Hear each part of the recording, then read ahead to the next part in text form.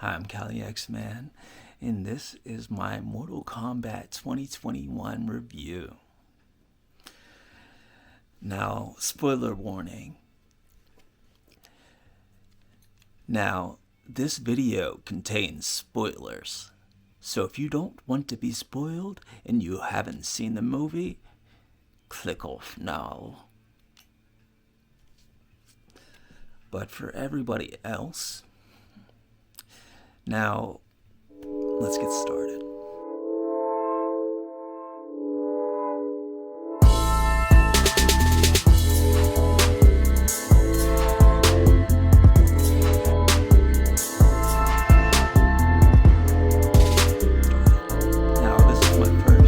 YouTube review. I'm very excited ever, so I wanted to do things right. I actually watched this movie 4 times since it came out this past Friday. Now, most of the other more established reviewers, I'm sure, got the movie way ahead of time and were able to get their stuff done and uploaded a whole lot quicker than me, but you know, what are you gonna do?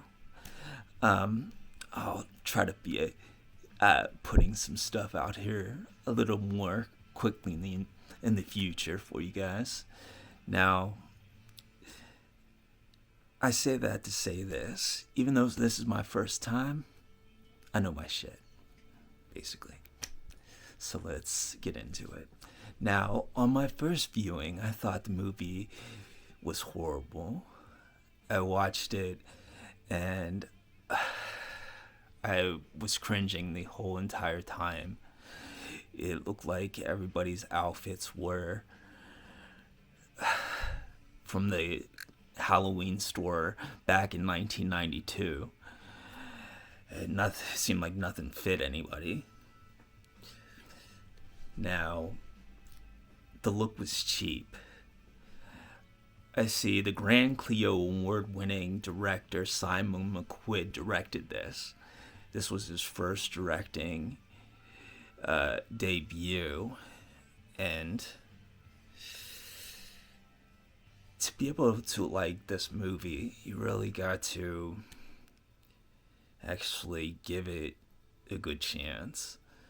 It's not perfect, but if you look really hard, you can find some things that you're going to enjoy about it. Now, I've been playing Mortal Kombat for my entire life, ever since the Blood Code was out on Sega Genesis back in 1992. ABACABB, I still remember it. So I'm pretty serious about my Mortal Kombat. Now, I've also been playing Mortal Kombat 11 for the past 2 years a lot as well, so I'm on that sort of thing. Shout out to the Melina / Sindel / Jade mains and all my scorpions. Now, I actually had 2 tickets to watch this movie in theaters as well. Now, the movie, after I watched it the first time, I wasn't even sure if I was going to still keep those tickets. But I went anyway. I went with my daughter, and I sat through it, and it was actually pretty good on the big screen. It was way better experience than watching it at home, certainly. We got out of the movie, and my daughter was like, "Did you like it, Dad?" And I was like, "Unfortunately, it wasn't very good." And she was like, "Oh, Dad, you're just a critic." And that really got me thinking, what did she see in the movie that I didn't see at first? So, for my third viewing, that was when I went through and I grabbed all the screenshots. I was thinking I was going to come back and sit down in this chair and get all emo and angry like Noob Saibot, and just go ham on there and just fatality the movie to the 10th degree or something. You know, if you can do a 10th degree fatality, I'm not sure. Ay, ay, ay. Now, as I went through it, I saw a lot of good things too, not just the bad things. So basically, we'll go through some of the things I liked, some of the things I didn't like, and why I didn't like them. I won't take up too much of your time, but the movie deserves to have a fair look at. And right here. Alright, the movie starts off with the Hanzo Hasashi compound, Japan, 1617. And it's Scorpion and his family, and they're leading a happy life. This first 7-minute opening scene is pretty good, actually. But they make a couple really weird decisions in here that I really don't know why they did. They showed Hanzo Hasashi, Scorpion, looking so small. I mean, he's Japanese. I know he's a small stature man, but he didn't seem to have a big presence on screen. Now, Sub-Zero, the guy who plays Sub-Zero, he definitely came across as a psycho, and I can definitely see him being Noob Saibot in a future film, absolutely. Now, he was pretty good, actually. But the thing about him was, I'll talk about that in a little bit. Now, Hanzo Hasashi, he put a scar on Sub-Zero's face, and they fought, and they had a good scene after he killed a bunch of the underlings, so that was good. Now, let's see here. With the kunai knife that his wife was using to plant flowers, for some unknown reason, they delivered the killing blow by stabbing him in the shoulder, which was really weird. Like, the final blow that Sub-Zero gives to Scorpion, well, the prior Sub-Zero before the prior Scorpion, was delivered to the shoulder, which was kind of bizarre. But we'll let that go. Now, the movie also starts off with exposition as well. It says, Earthrealm is on the verge of catastrophe. Should Earthrealm lose one more tournament, they'll be able to invade and do different things, and a bunch of plot points, because they didn't bother showing any of this in the actual movie. I know they say show and don't tell whenever it comes to movies, and they really didn't show it. They didn't show a lot of things that could have been like integral to the plot, but there were also a lot of Easter eggs, but they were basically like Easter eggs that made fun of the movie, though, or made fun of the franchise in general. Now, enters Cole Young. Cole Young, basically, he was a character that didn't even really need to exist. He really serves no purpose in this film. he is unneeded. He's supposed to be the audience's perspective, where he learns all this crazy stuff, and we're supposed to be able to see the world through his eyes, but that should have been a different character. It should have been either Liu Kang or Johnny Cage in that spot. Now, the guy who played Shang Tsung, he didn't hold a candle to Cary Tagawa from the first one. He wasn't scary or menacing. He really didn't come across as powerful.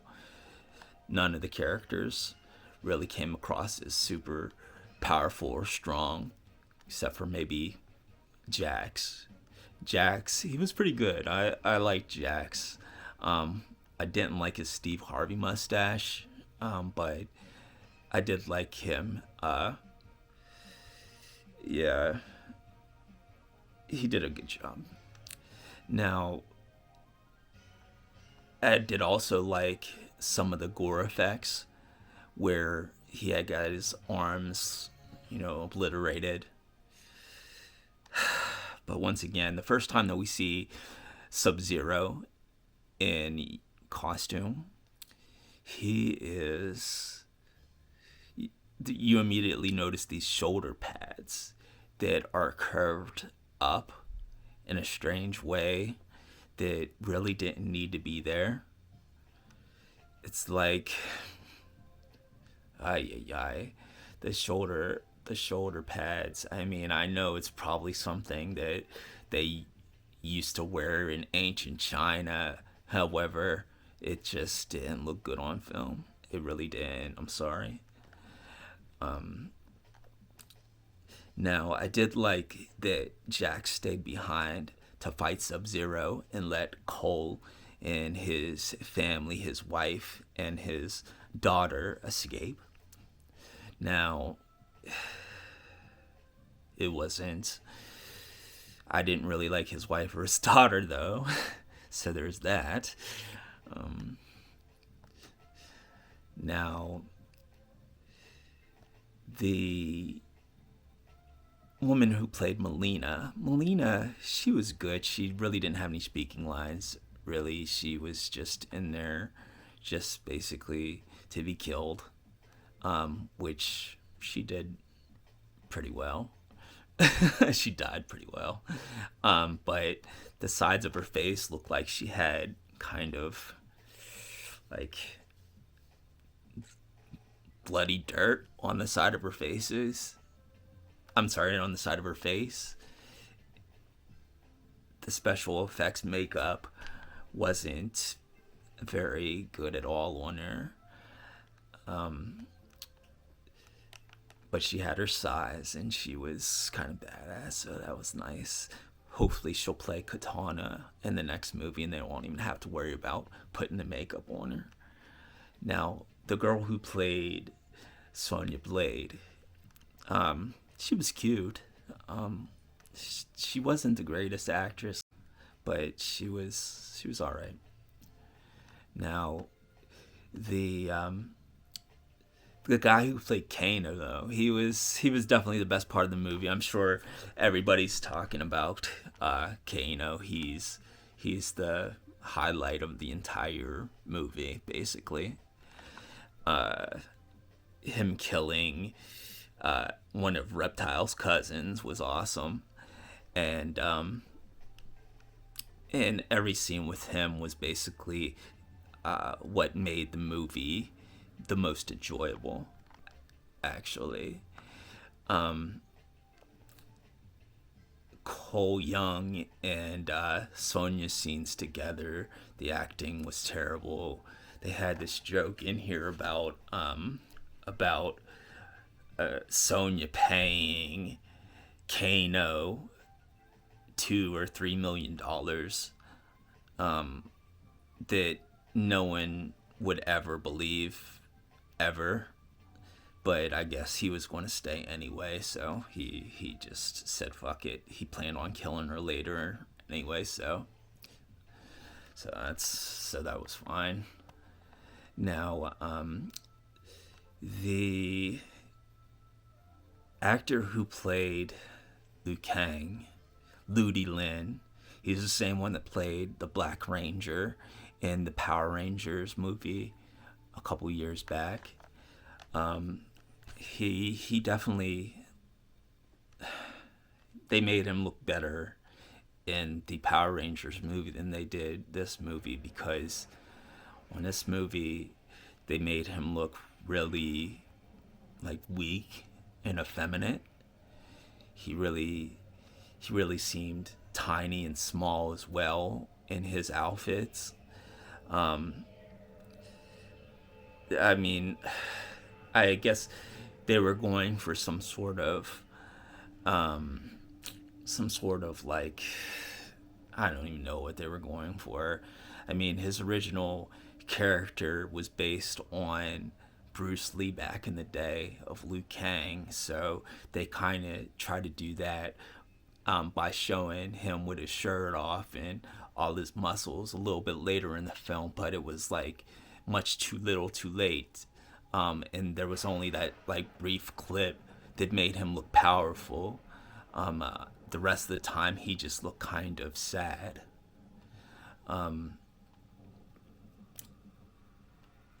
Now, the guy who played Kung Lao, he was a good part of the movie. He did a good job. He was interesting. He had a great scene where he fought with Kano verbally, and some of the choreographed fights in here were decent, and most were terrible though. They were shot from bad angles, and it was just not good. They did have some Easter egg jokes in there about using the same move over and over again, a sweep. Is that all you can do?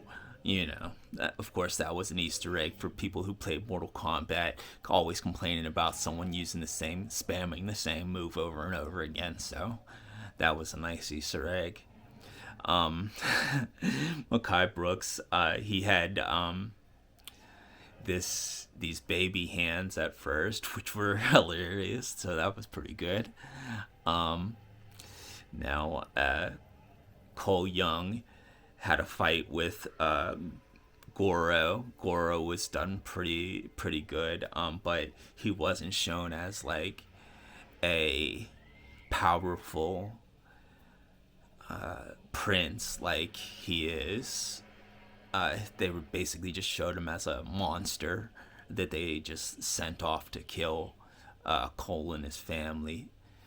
The guy who played Cabal was decent. He was able to have some funny lines in there, but his mask, once again, it looked like it was from the party store for a kid's Halloween costume instead of being like a professional movie prop. I mean, I watched Face Off, like every episode of Face Off, and those people were creating special effects, makeup, and different things like that for free. This movie actually had a budget, and they couldn't do a better job with that. It was kind of soft. So the movie came off like a kid's movie, but with this really crazy graphic violence and gore, which was campy. So the movie was more campy than it was actually good. It was okay in a campy way. There were fatalities in it. Now, when the people got their powers through their arcana, was ridiculous. There was unneeded. I'm sure and you've heard this before. They all get this birthmark, which gets transferred to fighter to fighter, kind of like on Highlander, where they get the last person's power if they kill that person, and they get chosen for the tournament, which was a plot device that wasn't needed. Now, once Jax got his full arms through his Arcana, he was pretty cool. Like, he was a really good part of the movie. Him, Kano, and other things. So, they went to this endless void scene where, it was just, you could tell it was just because it was being cheap. They were being cheap. They didn't have any money, so they went to this void scene, which was crazy. Now, they actually did show Melina's full face. I wish they could have had her have her full face, like, opened up with the jaws for the whole time. It's crazy how much better the movie is with... I mean, it's crazy how much better the actual Mortal Kombat 11 game is than the quality of this movie. It's incredible. It's like they never even paid attention to that, because if they would have just copied the game, or had the people that did the game do the actual movie, then I think it would have turned out a whole lot differently. Now, they had one fight between Scorpion and Sub-Zero at the end, and that was cool. But they kind of messed it up by putting Cole Young in with the Scorpion Sub-Zero fight too. He's trying to get his family out of this ice block, and it's, for some reason, they did show him using his Hellfire, but the Hellfire, it didn't burn Sub-Zero to bone. It just kind of like singed his clothes and gave him not even really third degree burns, like second degree burns, which was weird. I guess once again they didn't have enough money to do the visual effects on that. They never actually even got to the tournament, this whole movie, so that was really weird. And Johnny Cage wasn't in it at all, but they did show a shot of his crotch at the end on a poster. So this movie was a whole setup for another movie. They're planning on having like 5 movies in this series, but I don't know if they're gonna actually get another one based on how this one was. I mean, final thoughts. It can't be fun. So if you love Mortal Kombat, you gotta see it. You gotta watch it. I watched it 4 times. Like I said, I enjoyed it, and but it's hard to like. It's hard to enjoy. So hated it the first time, hated it the second time, started to see the beauty in it and the good things on the third time, and then watched it a 4th time just to make sure. I'm Cal the X-Man, and this is my spoiler review for Mortal Kombat 2021. Please like, comment, and subscribe. This is, please, pretty please.